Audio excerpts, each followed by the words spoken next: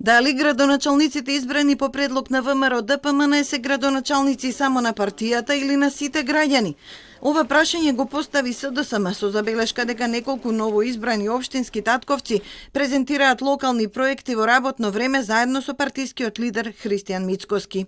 Мицкоски со неговите увиди врши груба партизација на општините, во кое својство тој врши увид, па дури разговара со директори на општински јавни предпријатија. Мицкоски докажува дека не е излезен од режимската матрица, од времето кога лидерот на ВМРО ДПМН беше и премиер, и министер, и градоначалник.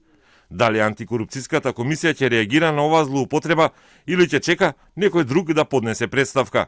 За една недела во општините каде што управуваат градоначалници на ВМРО ДПМН почнати се 5 капитални проекти, велат од опозицијската партија.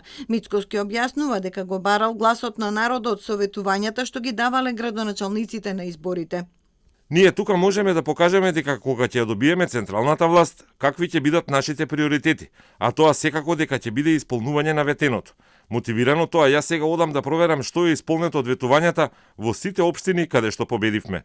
Минатата недела со заеднички изјави на градоначалниците и Мицкоски, ВМРО ДПМН објави дека во Охрид почнува да се реализира булеварот Македонски просветители, во Трубарево ќе се асфалтира улица, во Страчинци и во Драчево ќе се гради фекална канализација, а во Илинден училиште. Според владеачката партија се работи за проекти на претходните градоначалници, кои сега се промовираат пред партискиот лидер на ВМРО ДПМН наместо пред граѓаните.